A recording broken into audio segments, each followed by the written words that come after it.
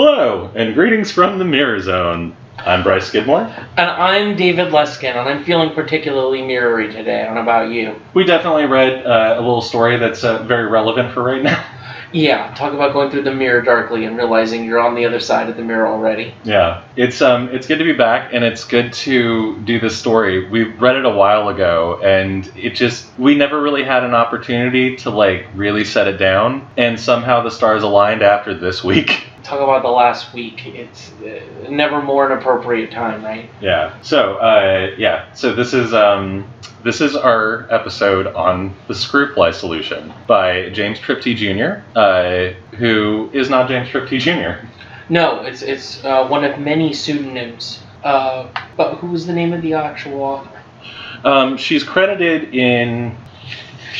Sometimes she's credited as Raccoona Sheldon. Yes. And sometimes it's Alice Sheldon. And I think Raccoona Sheldon and the James Tiptree were... James Tiptree is obviously a male name, and Raccoona, I think, could go either way. So I think maybe it was this deal where, she was trying to J.K. Rowling this, just, not immediately be associated with the gender. Yeah, and it's a good choice. Yeah, no, thank you for bringing it up. This fucking story, man. I know, I come out of it feeling shell-shocked. I don't know about you, especially having watched the Masters of Horror based on it as well. Yeah, no, and it was a great episode, by the way. If you guys get a chance, you should check out the Masters of Horror. Joe Dante directs it. Season 1, Episode 7, I believe it was.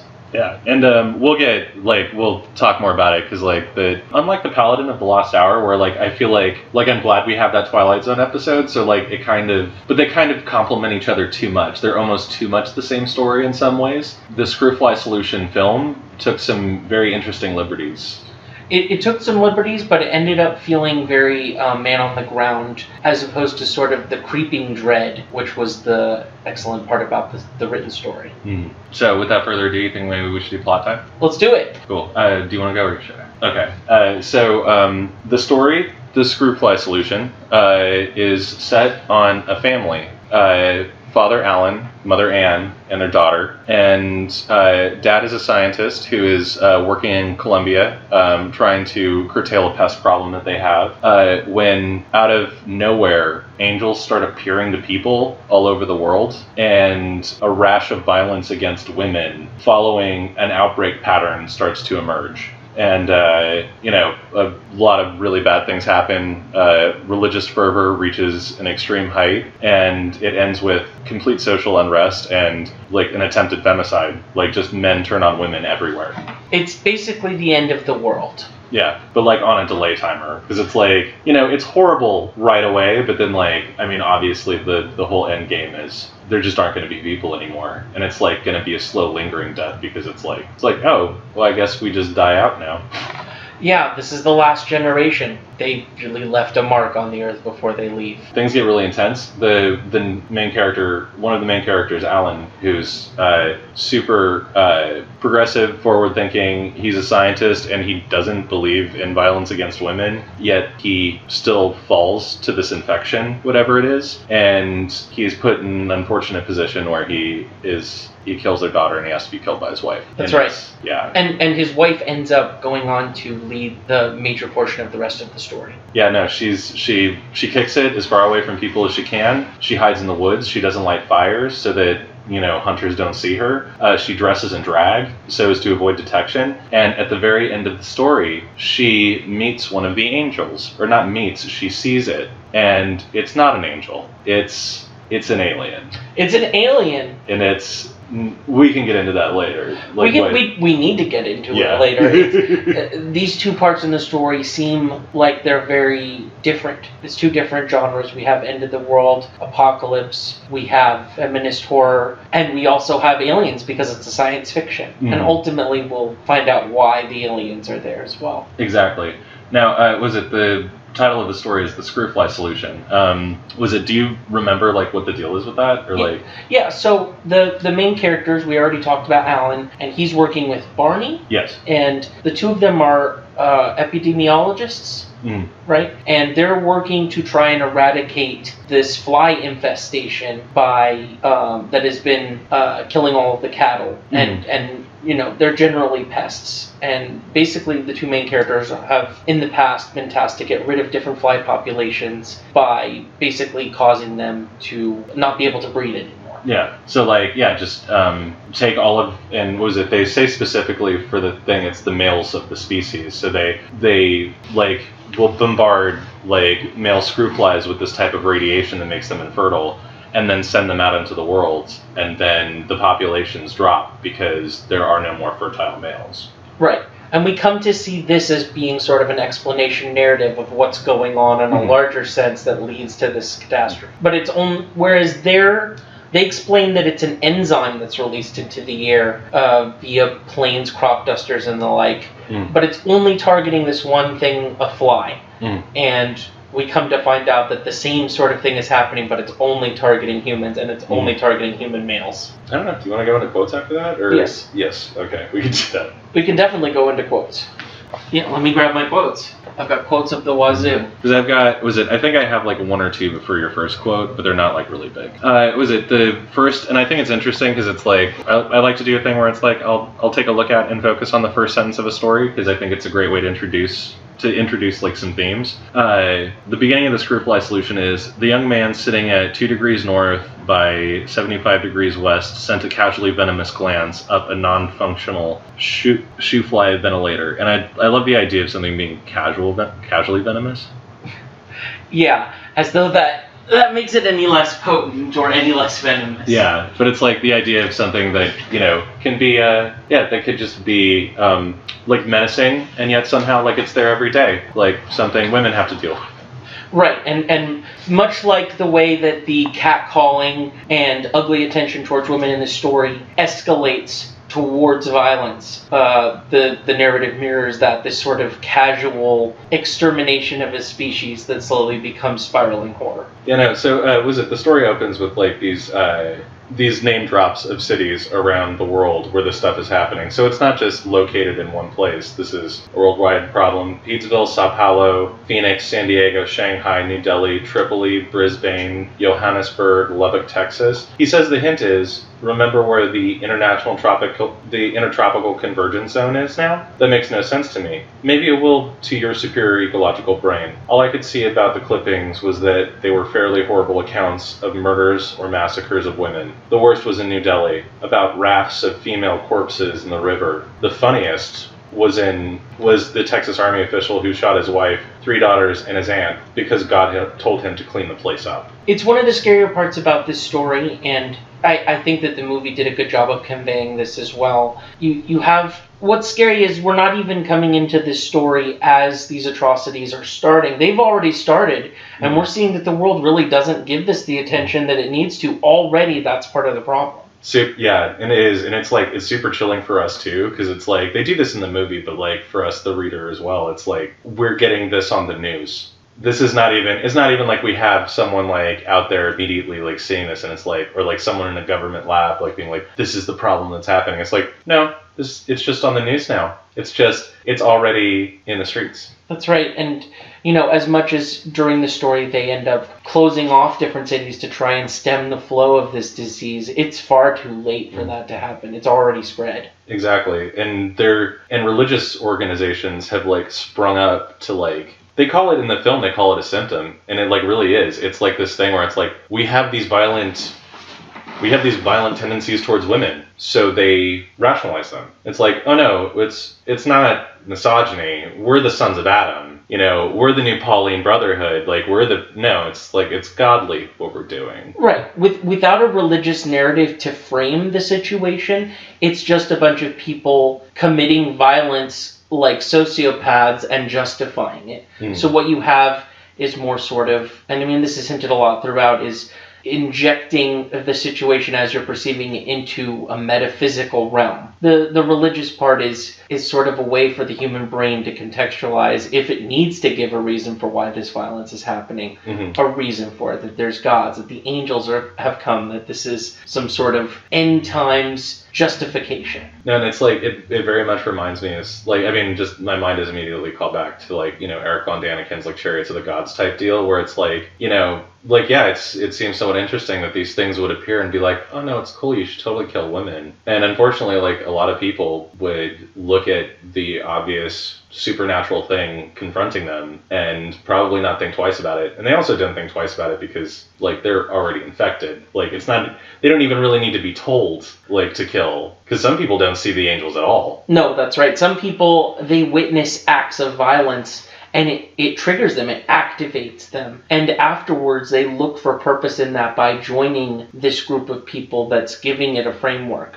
But in reality, a lot of them are not even exposed to that. It's just, it happens as quickly as getting angry or aroused. Yeah. Cardinal Fazoli, spokesman for the European Pauline movement, reaffirmed his view that the scriptures define woman as merely a temporary companion and instrument of man. Women, he states, are nowhere defined as human, but merely a transitional expedient or state. The time of transition to full humanity is at hand, he concluded. Yeah, that's...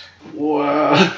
It's pretty chilling, especially when you consider a lot of people's justification for subjugating women coming from religious doctrine, such as, using the metaphor of Eve coming from the ribs. It's all about this idea of justification that women are the transiary, that they're there to usher in the babies. Yeah, they're the vessels. Exactly. They're the vessels, in the same way that if you look at a lot of older medical drawings where people tried to figure out the sperm and the egg system, you see these little men drawn inside of wooden ships being shot into the woman. And the woman was not even considered important. She was just a holding container. And all of the important things were said to have come out of the man and his fluid. And it's a pretty good metaphor for this sort of behavior and justifying it. Yeah. No, and this is like, and it's, I mean, interesting to me too, because it's like, I think immediately of noted lady killer, William S. Burroughs. Happens to be an alright writer. I like him. Not like as a person, and his fiction is highly problematic. Like, I just find him interesting because of that generation. But he murdered his wife when they were living in Mexico City because he didn't want to go back to face his heroin charges. So they get drunk one night and they play their William Tell act, and he shoots her in the head. And he flees back to the United States with their kids and never sees the inside of a jail cell for it. Later on in his life, he would espouse this very odd belief that women were a separate species from men, that they were sort of a parasitic organism that realized that it's best served, like, by entwining itself with dudes, which, like, already is super, like, I mean, obviously not true, but the things that I find very interesting about it is that so many, like, the cardinal, the sons of Adam, and even people like William S. Burroughs could somehow rationalize to themselves that there is enough of a difference. Like, that there is something about women that is unhuman, and it's like the building blocks for violence, like internal violence. It's the building blocks for violence, and it's the building blocks for allowing justification to occur on a massive scale. Because you get all of these people who should be reacting in horror to this sort of rhetoric, and instead they're applauding it and seeing it as the only way through, like they're born again. Yeah. No, that reminds me of another quote. Barney's in an odd, grim mood. He's talking about the Sons of Adam thing very seriously. It seems he's going to be on the investigating committee if that ever gets off the ground. The weird part is that nobody seems to be doing anything, as if it's just too big. And I think that's super interesting, where it's like, we're talking about full-on femicide. Like, we're talking about a society that is openly violent and hostile towards women, and it already seems to be at this point, like, in full-on terror territory, but like the problem is too big. And what I think is interesting about that is it kind of reminds me of stuff like what we talked about with like The Ones Who Walk Away from Omelas, or like some with like The Paladin of the Lost Hour, where it's like, one of the easiest ways to like be calm is to shut yourself off from a bigger problem. Right. So it's like there's there's this moment already where it's like, oh, I might want to get onto a committee to investigate this. Like, I guess it seems pertinent. There's a lot of people who have ideas about how they can do something, but they're not extreme enough. They're not quick enough, and they don't seem to understand the full gravity of the situation that's unfolding around them. Because that's the frightening thing about this, is we see this from the point of view mainly of two characters, and it is entirely too big for any person. And that's kind of what's most shocking about this and why it's most effective as a science fiction. Not just the aliens part, but the idea that we can see kernels of truth of this in our own society. You know, I mean, especially with all of these sexual harassment incidents coming out, where a lot of people consider this an open secret, in the same way that sex trafficking, violence against women in other countries, all of this, it's not necessarily tolerated, but I'd say it's too big of a problem. People don't know how to wrap their heads around it, and what we're seeing is the science fiction extension of that, where it's not just too late, but it's miles and miles into too late. You know, and it's like, yeah, this is a science fiction story, but you're right, this speaks to some very serious issues, because it's women are far more likely to be victims of domestic abuse. Women are far more likely, if they work as sex workers, to be assaulted, murdered, or raped. This is just a problem. Like, you know, we seem to live in a society in many ways that, you know, many aspects of it don't regard women's safety as being very important. Do you remember in the beginning of the movie we saw where the neighbors are watching the man being taken away who murdered his family? And what was it that the husband said? Oh yeah, he's like, yeah, no, this guy murdered, and it's like, that's the one that we talk about, like, in the story, the guy who murders his wife and 2 daughters. The movie starts with that little chestnut, and as he's being taken away to the car, and he said, God told me to make the house clean. And one of the dude neighbor was like, oh, poor guy. Exactly. What the fuck, man? How do you find out that your neighbor killed, like, 3 people, and you're just immediately like, oh, poor guy. It reminds me... He must feel so bad. Yeah, and it reminds me a lot of what's happening now with a lot of, especially people, I think there's a quote I'm going to butcher or paraphrase by Woody Allen, but he was talking about how he hopes a lot of these incidents coming out doesn't turn into a witch hunt, which I think sort of exactly explains this kind of narrative of that same kind of sentiment. The first thing that he thought was, he sympathized with this man for cleaning up his affairs.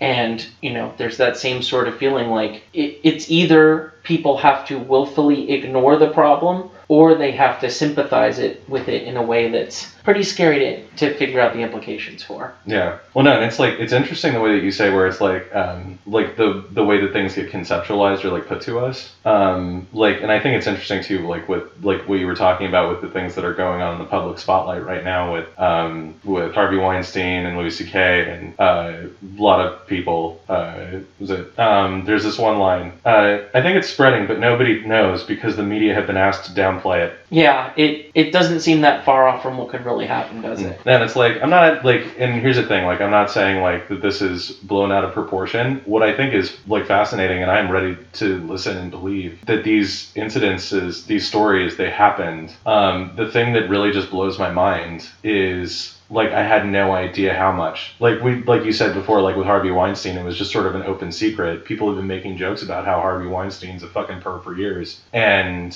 now, like, once all of the victims start coming forward, and that really has kicked off something as of late, more and more women are coming forward, and this is starting to look less like, you know, like some weird casting couch, like, movie that you might have seen in the 1970s, some weird conception that you might have of, you know, the really gross shit that people do in Hollywood to, like, you know, make deals, but then like realize, like, oh god, it's just been there all along. It's institutionalized. It is, and it's like, and I didn't take it seriously enough. None of us did. Like, no, and you know, I can remember a time in the 90s when, you know, newspapers like the Inquirer, and you would have, like, you know, crappy daytime interview shows, and you would get people telling these stories, and it was taken with, oh, well, take this with a grain of salt, you know, and we didn't realize at the time these people were whistleblowing very seriously. It wasn't something to just watch an expose on and move on. Yeah. It was ingrained. I'm going to do a really short quote real quick. It's just a one-sentence quote. When one man kills his wife, you call it murder, but when enough do it, we call it a lifestyle. Yeah. It ties into this a lot more about something about institutionalizing it, where you can see this narrative as a lot of different things. You can see it as an outbreak narrative.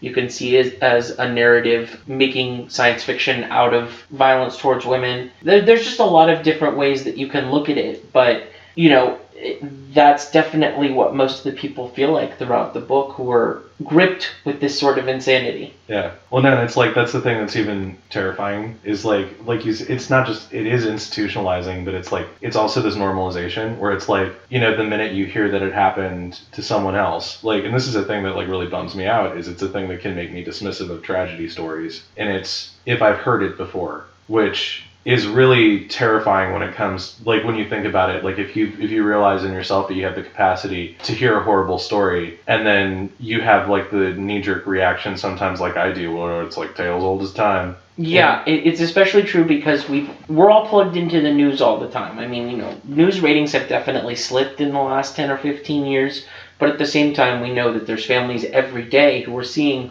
all of these atrocities, and they're maybe even reading their newspaper or using their phone while it's going on. It becomes normal and every day and common, and it loses its punch, and you lose your ability to see it for the threat that it is. Okay, so I want to talk about this real quick, because it sort of goes along with this normalizing behavior, that the whole section about the Pedesville cult really creeps me the fuck out. There's a woman who is a doctor working for the CDC who goes into Pedesville to investigate.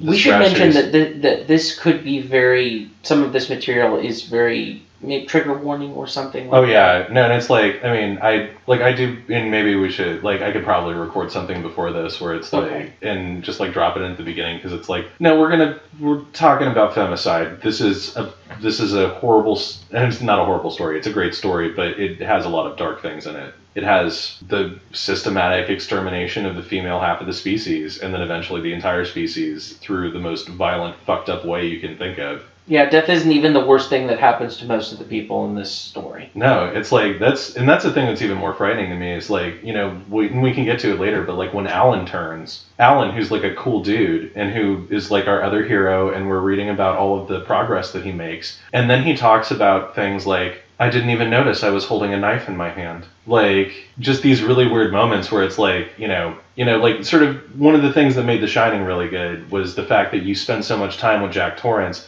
you actually get to admire him as a protagonist before you realize, like, he's on a dark road. Like, he's there to kill his family. You don't realize the protagonists in this story are going to be compromised. Yeah. And that they're going to become unreliable. And it's like, and then you would think, like, you know, and that's another thing, like, you know, that sort of fucks with, like, your expectations of a story like this, because it's like, there's a lot of science fiction that I can think of from that era where people just, you know, the scientist comes through with a nerd solution in the 11th hour. Like, you know, that's just a deal that happens where it's like someone will, oh no, it's okay, someone will figure it out. Not only did our scientists not figure it out, our scientist became a killer.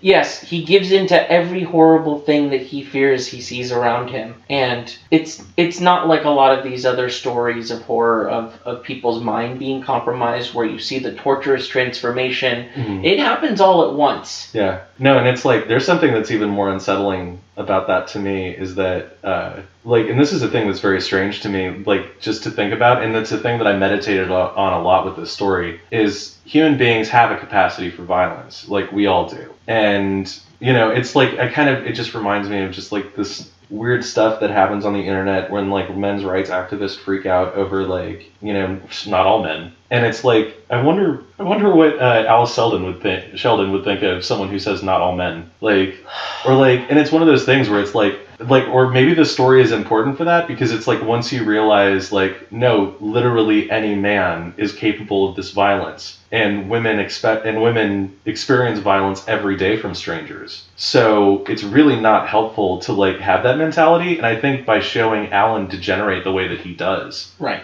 it kind of really takes the air out of that statement. It's one of the reasons that this is such a successful both feminist fiction and also science fiction, speculative fiction, because you frame this in the same way that a lot of these other, I would say, Cold War or Red Fear inspired narratives like Body Snatchers and Night of the Living Dead, where if you didn't have the sci-fi element, what you're talking about is the psychology of people teaming up going insane and killing each other. Mm-hmm. And in the same way, this is sort of elevated by being a science fiction story and not just a bad reflection of our world. Yeah, no, and you're right, because it's like, it's even more like, and that's the thing that I super love about it in the science fiction aspect, is like that it sticks to a hard science fiction element to begin with, like this idea of pesticides and the eradication of a species, where it's simple science to us. Like to humans, it's like, oh no, of course, like it was an innovative technique that we used to fix the screwfly problem. That's because we are so much bigger and we think that we're so much better than flies, right, that we could like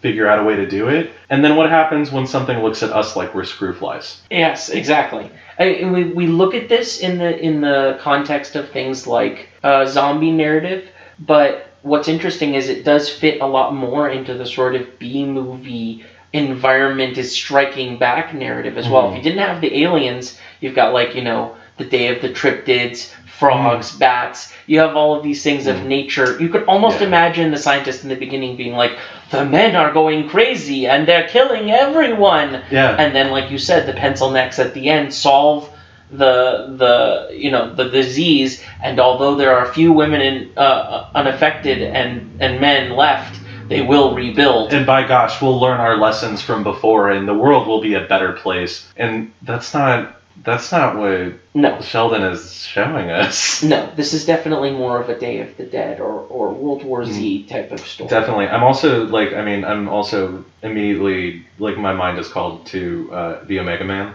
where it's like there is, like, sort of with the same religious fervor, the same infection that's sort of like around and pervades a community and incites them to violence, and being the only person outside of it who sees that it's wrong. Right. But then it gets fucked. Like, but then that story fucks with your expectation, because by the end of it, it's like, oh well, I've been killing all of these people and I didn't think that they were people. I thought they were just zombies. Right. In this, it's like, oh no, they're not zombies. Those are humans. Those are dudes. Those are people that you were married to one of them, like the one that tried to kill you, the one that killed your daughter. So it's like there is this sort of like zombie aspect to it, but I like what you said, like sort of the nature fighting back. It's like somehow natural selection got turned on us. Yeah, and like a lot of other horror movies where you break it down, or science fiction stories, the zombie represents the other, the all-encompassing other that's trying to invade the normal and create and repopulate itself. And, as we find out later, that's not entirely untrue.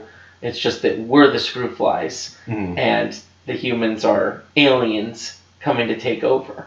Right. So one of the parts that really really fucked with me in terms of just normalized behavior was this guy escorts a woman into one of the contaminated zones where the sons of Adam are like, the cult is in full swing. She goes to investigate, but she is immediately like looked down upon and like passed off like to like these other dudes. But basically there's a lady scientist there to try to help them figure out what the hell's going on, and no one respects her because she's a woman. So they stick her in a room. They make her progressively more uncomfortable. Like they keep her in a place that's like super hot, and then eventually like one of the dudes just gets so angry at her mere presence that he murders her. And he does it super calm. It's like whatever. It's just, it's like, oh, meant to do that. It's actually pretty disconcerting. Yeah, no, and this is the way that section ends. The play out is, if I had known there would be all this hassle, I never would have done them the favor. I'm not crazy, and I have not done anything wrong, and my lawyer will get me out. That's all I have to say. It's chilling how cool and collected that sounds. This is like if somebody accidentally dinged their car into a light pole or something like that. There's no real gravity of the situation, but there's a cool, collected intelligence underneath it that's sort of scary as well. And it's like, it's an intelligence that is aware, like he says straight up, like, I have done nothing wrong. My lawyer will get me off. But it's like, if you believe those two things simultaneously after killing someone, A, that you've done nothing wrong, and B, that, if I have a good lawyer, it's not going to matter anyways. That is already... Yes, it's very scary, and even worse, that's just the beginning of it. It progresses to the point where we get beyond, I didn't do anything wrong, to hunting for sport and joking about it. He threw himself on the lumpy cot his mind going back exultantly to his work. At the cost of 1,000,000 bites and cane cuts, he was pretty sure he'd found the weak link in the cane fly cycle. The male mass mating behavior, the comparative scarcity of ovulent females. It would be the Screwfly solution all over again with the sexes reversed. Concentrate the pheromone, release sterilized females. Luckily, the breeding populations were comparatively isolated. In a couple of seasons, they ought to have it. Have to let them go on spraying poison meanwhile, of course. Damn pity. It was slaughtering everything and getting in the water, and the cane flies had evolved to immunity anyway. But in a couple of seasons, maybe 3, they could drop the cane fly population below reproductive viability. No more tormented human bodies with those stinking larvae in the nasal passages and brain. He drifted off for a nap, grinning. And, in case you couldn't tell, this is not just what's happening to the Screwfly. No. This is about what's happening to the people. Yeah, and it's the thing that actually, and it's weird because it's like it didn't really ping with me the first time I read it, but like that whole thing where it's like, oh, we're still gonna have to go on poisoning the water and all this stuff. Like he actually says this, where it's like it kind of makes me wonder about like it makes me wonder about the ecology of this world that is already so used to like pumping dangerous chemicals in without really thinking about the consequences. Right, exactly. And in many ways, the aliens are being comparatively less dangerous to the Earth than we are. They're only getting rid of the problem on top, the humans. They're not poisoning the waters and the land. Oh no, it's super clean with them. No, we take care of each other, and then they get all our shit. Yeah. It's really good. I like, so that section with Alan immediately jumps to another with Anne. And this is, I really love this line because it's like, I've never read a line I have never like read in my head nervous laughter. But it's Anne, she's talking about her friend Lillian. Lillian's on some kind of save the women committee, like we were an endangered species. Haha, Lillian. It feels like the wrong kind of dialogue for the situation that we're in, but it's so appropriate. It is, and it's also like, and this is the thing that's fascinating to me, is we have so much of the interaction between Anne and her daughter until the very end, it is like, it's fine. It's all going to be fine. Dad's down there. He's working on this problem. Like, we're going to figure this out. Like, we just stick together, and it's, save the women. Don't you think you're being a little alarmist right now? Like, it couldn't possibly get that bad. It calls to mind the section where they recommend chemical castration and rounding women up into camps as a solution. Yeah. And, that's the voice of reason in this world at this point. Yeah, which actually, this was a thing that I super enjoyed about it, because it's like even their planned response to this epidemic is not quite perfect, because as soon as you mention concentration camps, I'm just like, oh, that is not good. First of all, it's not good because of the Holocaust. Like, this is not, I don't ever think it's a good idea to get a persecuted group and put them into an area that anyone can get to if they wanted. Like, that is frightening. That sounds like the exact opposite of a good idea. And aside from that, I think it's interesting that there's like a few moments where like women do organize and fight back. Like, was it the women from I think it was like from Lubbock, Texas, who like hijack an airplane? Because they're like a straight up little revolution happens in this story of gender versus gender. Yeah, and it seems almost like this is another part of the aliens' calculated response, is pretty much no matter what we do, we're ensuring the end of the human race. If we put all the women together, it's making it even easier for us to die out. There's really no solution left to us. Yeah. No, and it's like, that was another thing that chilled me about that section that you read was drop low reproductive viability. Like, that there's just... Well, what was that Chuck Palahniuk line? On a long enough timeline, the survival rate drops to 0. Exactly, and that's pretty much what's happened in this. Is we've already come into the story at 0. Yeah, no, there's no way out of this. No, and there's a lot of these really weird like sociological things that started happening throughout the story where it's like, I think that was super interesting with the lady hijackers. There was this one notice that Anne noticed in a newspaper that just said that the local funeral home will no longer be accepting the bodies of women. Like, which like this is, I mean, it's weird to me because it's like it kind of reminds me of like the AIDS epidemic like years later, where it's like that was the last time that there was a victim so taboo. Right, and that's what's scary about it is there's this layer of society shielding everybody from the horrors underneath, by having notices about female bodies. And if you actually consider what the implications of that are, it's a lot less civilized than the notice is making it out to be. Yeah. And scary that they would even have to bother with that social nicety. Yeah. No, it's just, that's one of the weirdest things in the world to me, is that, like, society still kind of looks like it's going on the surface, but there's that very strong undercurrent of possible violence is just always there. The obstruction was identified as part of a commercial trawler's sign floated by female corpses. This confirms reports from Florida and the Gulf of the use of such signs, some of them over a mile in length. Similar reports coming from the Pacific coast and as far away as Japan indicate a growing hazard to coastwide shipping. This is a thing that, like, really bugs me, because it's like, oh my, we can't even ship anymore. There's just so many female bodies littering the ocean. And it's like... And that's the response. That's the response. And it's like, there's this real, like, I mean, we kind of talked about earlier, it's like, in order to create violence against someone else, you have to, like, disconnect. You have to, like, see them in essence as being less than you, as, like, being not human. And I think that that's very interesting, and sort of, like, and it kind of, socialist to me, like, sort of, like, perks its ears up when it hears shit like that, because it's like, oh no, wouldn't want to fuck up shipping, would we? Yeah, right. We get what the real bottom line is at the end of all this. In the end, it's that business as usual can't go on because of this, slight inconvenience. Which is interesting, because it's like there are so many justifications get made for the way things can be in this society, and it's like someone will step up with religion, or someone will step up with money, and then it's like, who else is there? There are the people who, oh, isn't that funny? They want to save the women. And I'm sure, later, Anne totally is on board with this. Well, that's what's scary. The science fiction of this is not so much that men have the capacity for this violence, or that religion have the ability to allow people to justify their actions, or any of these things, that we do these things for money, for the bottom line. It's that there's a supernatural thing that's heightening those things, but if men didn't have that inherent in them already inside, this would be a moot point. Yeah. No, and it's like they bring it up, she brings it up in that one section where she's talking about the male sexual response. Like the thing that triggers arousal in men, it's like located very near, like the mechanism is sort of closely linked to our violence drive. Right, and a lot of the same chemical systems are activated, and the same sort of biological responses occur simultaneously. Heart beating faster.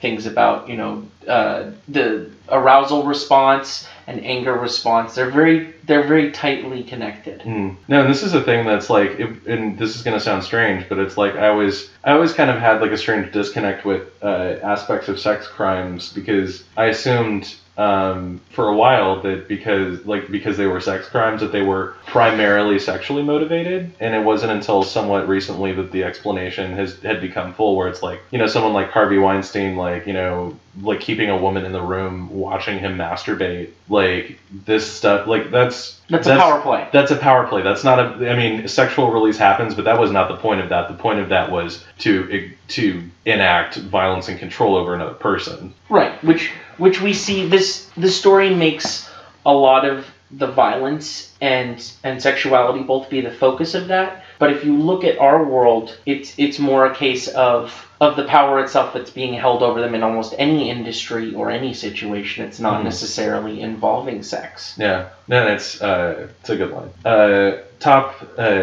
top item, however, seemed to be from Anne, or at least the Ann Arbor News. Dr. Lillian Dash, together with several hundred other members of her organization, have been arrested for demonstrating without a permit in front of the White House. They seem to have started a fire in an oil drum, which was considered particularly heinous. A number of women's groups had participated. The total struck Allen more like thousands than hundreds. Extraordinary security precautions were being taken, despite the fact that the president was out of town at the time. So, yeah, totally can't see that happening in our world. No, that's, oh my God, this is so unbelievable. No, I guess you listeners at home have probably guessed who we voted for. Right. But no, this is like, and this is a thing that's very interesting to me, is like, that some of the bullshit that happened, like when Elizabeth Warren got up and read Coretta Scott King, and She was told to stop, and yet she persisted. And it's like, you know, these women were arrested just for showing up to being like, you want to do something about all this violence against women? Yeah, I mean... They set fire in an oil drum, which was considered especially heinous. Right, and it's not as though the act itself was heinous. It's who was doing it and what it was in service of that was considered heinous and reprehensible. Yeah. No, it's questioning the way things are, which is interesting because until recently, this has only been how things were, which kind of strangely reminds me of a lot of other stuff from history, where it's like stuff where, you know, people talk about it's like, oh, this is just the way it's always been. You've only been buying diamond engagement rings since the 20s. Right. Like, the way it's always been is a lot shorter than you think. Yeah, like drinking orange juice and eating bacon for breakfast. It's not as old as people think it is. Yeah. No, they're not, these are not exactly, it's not a revolutionary ideal. It's not at all. History is written by the victors, right? Yeah. Actually, I heard, I should try and find it because it was a really interesting lecture talk, but it was sort of a take on that notion, but sort of a refutation of it, where it's like, history is not written by the winners, it's written for the winners. Yes, that is far more apt. Which I think, like, yeah, that makes a lot more sense to me, where it's like, I don't know, if history was written by the winners, I don't think I would know the name of a single Native American tribe. That's right. Like... Secret message! Oh, Leskin, we have a raven. It's our patented caw noise that you've grown to become so fond of. Patent pending. Patent pending. Yeah, no, this was a line that really that I thought was really good. Well, enough of these jitters. It'll all be over by the time you get back. Just history. Like, it's Anne writing to Alan, just being like, I can't wait for you to come back. And it's like, and it's really sad because it's this notion of like, when you get here, like, whatever's gonna happen, like, we can face this shit together. But it's like, you know, by the time it'll all be over by the time you get back. Just history. Just a history of violence against women. Yeah, it is just history. That's literally just history. Yeah, it is pretty chilling how that works. That's another thing about this story that's like the language in it, like it's very utilitarian. Like it gets a very cold point across, and it's weird to me because it's not like a style like Ralph Ellison. It's definitely its own thing, and it's surgical. There's an economy of words, but it's also doing an explanation of the purpose for why it's being used on several levels. Mm-hmm. I mean, I'm not going to read this bit, but it's just like, I love some of the notations that I made from forever ago. One of these is just like, is everyone losing their fucking minds? Something I screamed out a lot while reading this.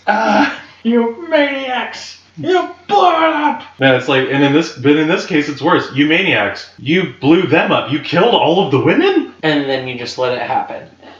Dude, have you guys ever seen Children of Men? Good movie, though. Yes. It's good. It's some good stuff. That actually might be a good recommend for the end of the show. Yeah. Yeah, it's like, it's kind of similar source material, but instead of like, all the men go insane and murder other women, it's just humanity becomes sterile. Yeah. All of a sudden, you're just and we have to all deal with the fact that we're not reproducing anymore. That's kind of, I feel like the aliens probably wanted us off the planet, like, a lot sooner than us dying off naturally would have happened, which is probably why but yeah, like, if they were cool about it, they could just sterilize us. Yeah, there's a reason that they... I wanted to use that quote for what you were just talking about. This one? Yeah. Yes, absolutely.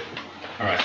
This bit, this is probably the one that I would say that this is the section of prose that really spoke the most to me about sort of the theme, and I feel like it just boils it all down to this, like, really fine point. But it's, she's writing to her husband, she's writing to Barney, who is not really responding anymore. So she could just be talking to no one. I still can't really realize I have to stop myself from rushing back. But you saved my life, I know that. The first trip I got a paper. I saw where they bombed the Apostle Islands refuge. So all of the women were moved to the Apostle Islands, and like it was then bombed by men. And it had about those 3 women stealing the Air Force plane and bombing Dallas too. Of course they shot them down over the Gulf. Isn't it strange how we do nothing? Just get killed by 1s and 2s. Or more now. They've started on the refugees. Like hypnotized rabbits. We're a toothless race. Do you know I never said we, meaning women, before? We was always me and Alan and Amy, of course. Being killed selectively encourages group identification. You see how sane-headed I am? Yeah, that's probably one of the most arresting passages in the entire thing.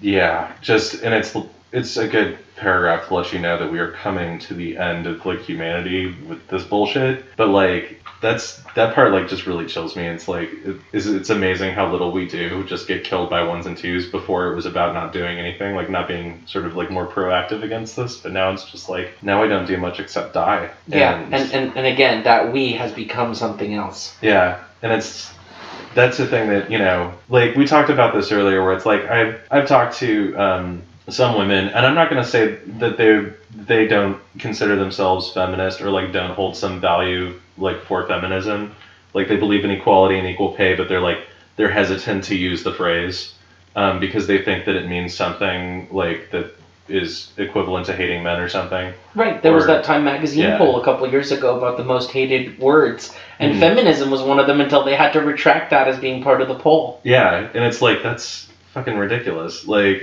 I don't understand why anyone would hate feminism because it's about equality, but the thing that I find interesting though is like this is sort of like what she says about we, like just no, we was my family, we was like this my social group, because of course it was my husband, it was my daughter, like it was my community, and then all of a sudden have to think about we as, oh no, it's the people who share my struggle, it's other women too. That's right, because they've been targeted, they have to identify. And it's like, yeah, being killed selectively encourages group identification, where it's like, I guarantee you, like, you could put people into situations where they will find allies very quickly if you're both, discriminated against. And we're humans, so there's always going to be something that we can identify with in a group of other people to try and gain strength against something coming. Yeah.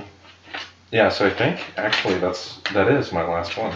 Since we read the beginning of the story, I feel it fitting to bookend that with the end.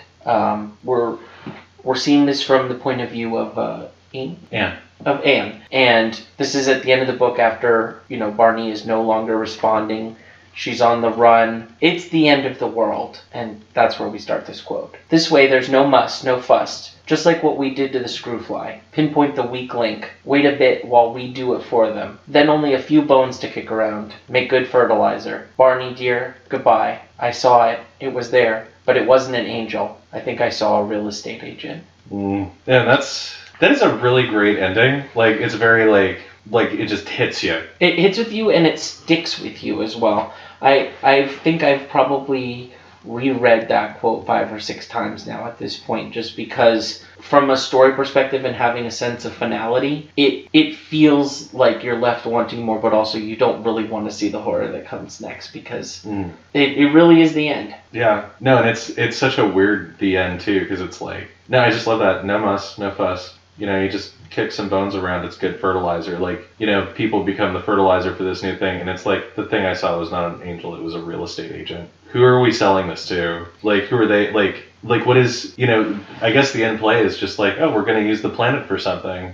Be it hyperspace bypass or, colonization. But either way, we're fertilizer. We are. I mean, unless we can just get a hold of Bradbury and figure out how exactly we possess them after we've died. Right. And luckily we have this story, and it hasn't happened yet. Yeah. And it's like, I think that it's a great story to read right now. It's super important. And I'm utterly sold on this. I think that this is a great story. And I kind of want to read more. I'm definitely going to read this again. And I would definitely watch The Masters of Horror, directed by Joe Dante, again. There was actually a thing that I found rather interesting about the Joe Dante that we watched was when they show you the aliens at the end, they have sort of like this, they're very tall and they're like these creatures, like these luminescent creatures that have like what looks like very long feminine hair. So there's kind of this weird notion that the aliens that are setting all of this about like are sort of coded feminine or coded female. It's especially insidious, and it's a good addition to the story. The movie took some liberties to try and deepen and further out some of the ideas, and from a visual point, if you're going to say that aliens did it, you got to show it. And to make this choice that perhaps they were feminine themselves, and it's not a matter of masculine or feminine, but to them it was a matter of we're the Screwfly, and we're their fertilizer. Yeah. It gives it an especially insidious addition. Yeah. No, it super does. And it's like there's, was it Alan and Barney, like their work, like despite the fact that it has to do with manipulating manipulating like the structure of gender within insect populations, it's not based in hatred. Like they do what they do for the cane fly or for the screwfly because it's just become a problem to humanity to like have them where they are. So they just attempt to use science to eradicate the problem. And what we see is aliens using science in an attempt to eradicate a problem, which is us. But the problem, when it manifests itself, it's exhibited in symptoms of religiosity, of misogyny, like it's... But it is still cold to them. It doesn't mean anything to them at all. It's literally just, it's systematic. Yeah. No, it's just, oh no, this is just what they do. They're fucking animals. Yeah. We're just making it go a little faster. No, and it was, fucking love this story. Do you have anything to say upon reflection? I have a couple different things to say upon reflection. Something that, there's a lot of different things to touch on, but I thought that it's interesting. I saw you have some notes on Al Sheldon's, career. Yes. I don't know much about her. I know she was a psychiatrist. Yes. So, that was about as much as I got as well. But there's this idea about the fact that she was a professional psychologist who came of age in the aftermath of World War II, where women went from having more power and self-authority that they'd ever had before because they were working in factories, they were doing daily jobs, they were taking care of business while the men were overseas, and she witnessed these men returning and taking back control of their society. And I definitely think that factored a great deal into the narrative for this story. No, actually, that makes a lot of sense. And, it's something I didn't even really consider. She started practicing immediately after World War II. That's after the birth of, what we would now consider clinical psychology. So it's she's one of the first women to go into this field. Where it's kind of new and kind of still not trusted. It's one of my favorite jokes in Mad Men is every time a psychiatrist shows up, they're all oh, look at this Mr. Egghead who knows nothing. Sure. We've come a long way from alienists being considered a wasteful expense for the very rich to being, I would say, to the point that you can get an app to help you out with a psychologist, where they Skype with you and talk with you and you pay in installments.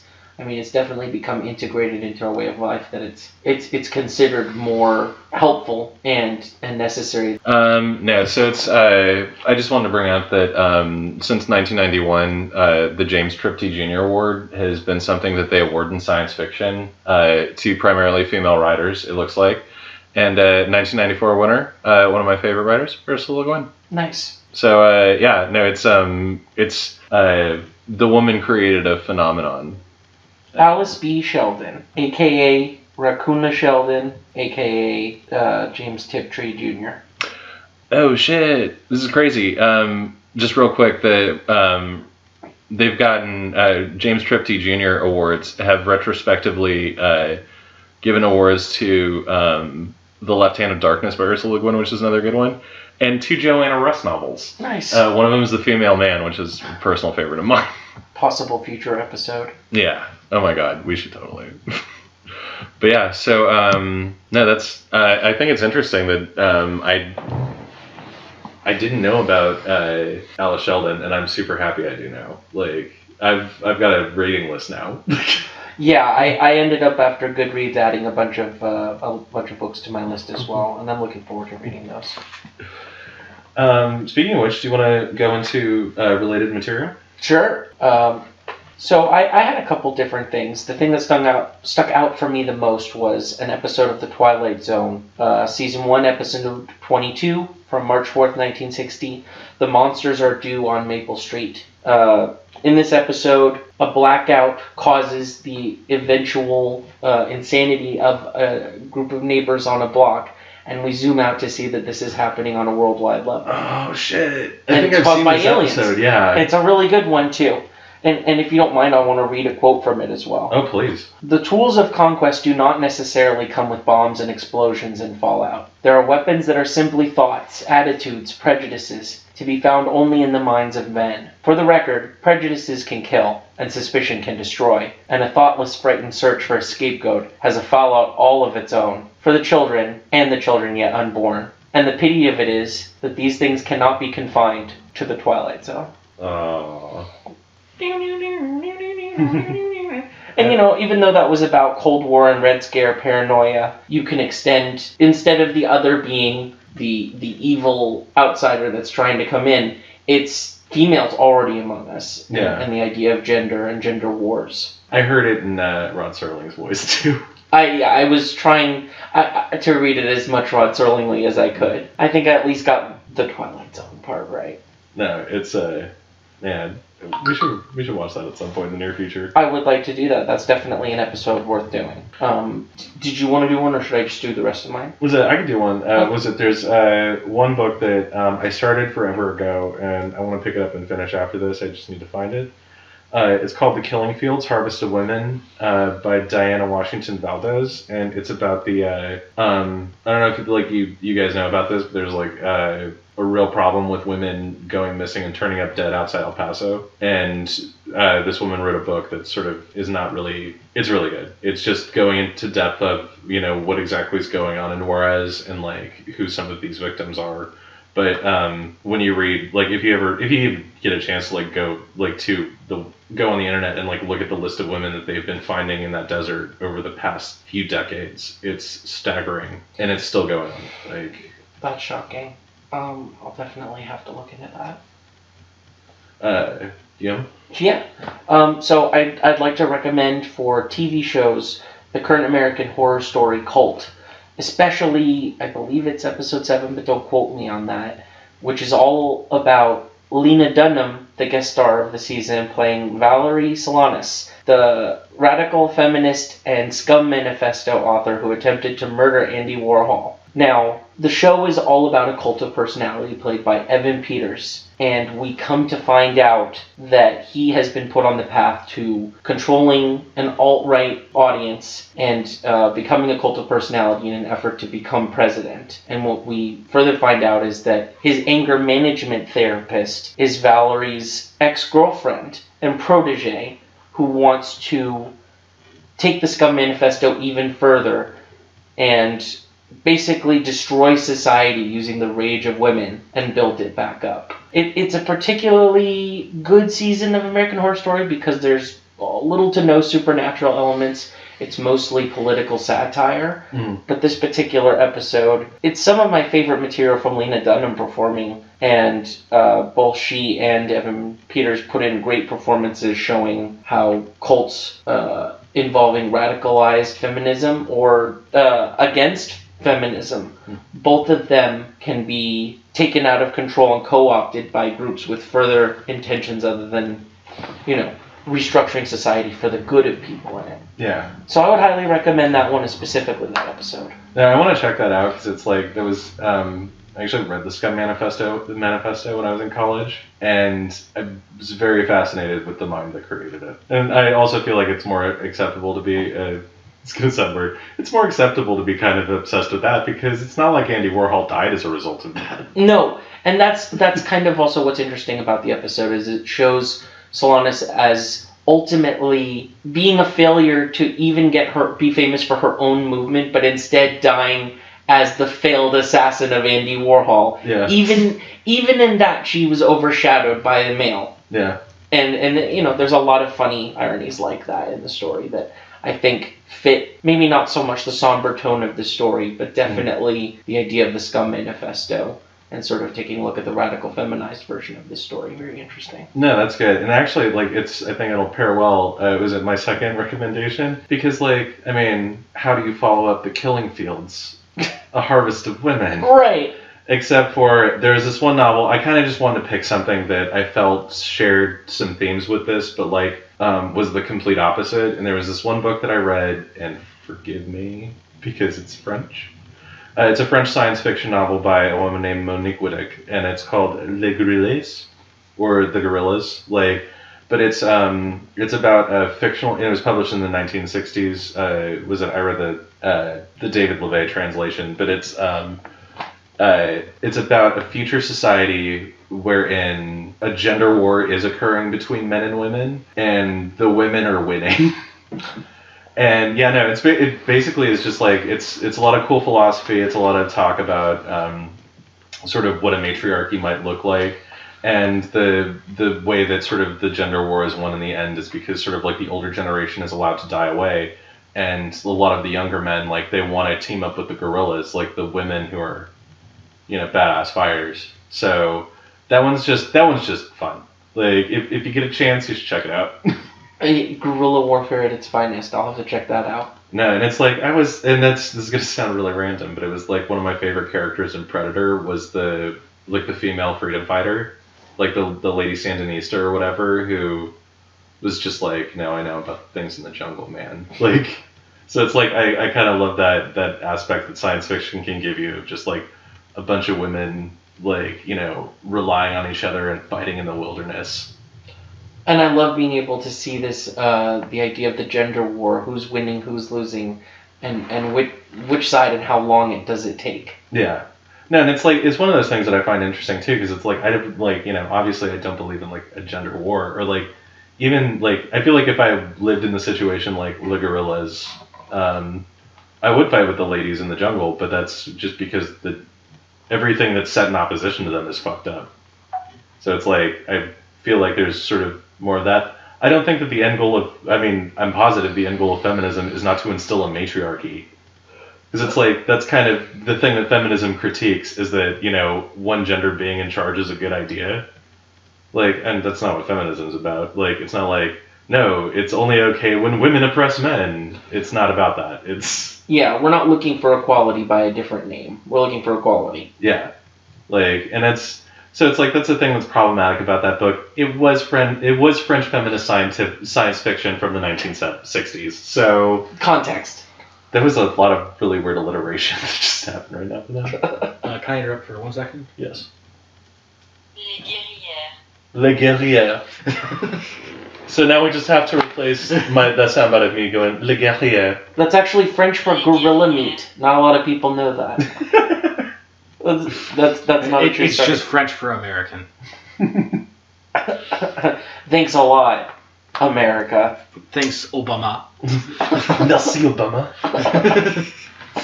Can we make that a thing from now on? Merci, Obama. Just every time we're pissed, we just say thanks, As far as I'm Obama. concerned, it already is now. Merci, Obama. All right, anything else? No, but if you want to check out our other episodes, our Facebook page, we'd really appreciate it if you gave us any comment, or if you just gave us a listen. Oh yeah, or fuck it, tell us a story to read. Absolutely. Give us some good pointers, because we try to find the good stuff, but we're just two dudes. Yeah. Otherwise, we'll be lost heading back into Omelas. Yeah. Also, thank you for listening to a podcast about feminist science fiction featuring two cisgendered dudes. Yeah, the elephant in the room. Yeah, no, we had to bring it up, but it's like, I'm an ally. I like to be. I just don't really know any feminists who have read the story, like women who want to be here. Yeah, so if you have opinions, please shout them out to us. No, We'd be happy to share them. Serious, we want to start a conversation about this stuff, because honestly, there's a lot of things in this story that I feel like we should be talking about as a group. Yes. Was it for our next one? Did you want to do Joanna Russ's "Those of Us Who Are Yes. About to"? All right. Yes, awesome. So tune in next time when we will be covering Joanna Russ's least well received novel, Those Who Are About to. I've been Bryce Skidmore, And I've been David Leskin. and have yourself a good night. And we'll see you through the looking glass. For those about to ride In the mirror zone.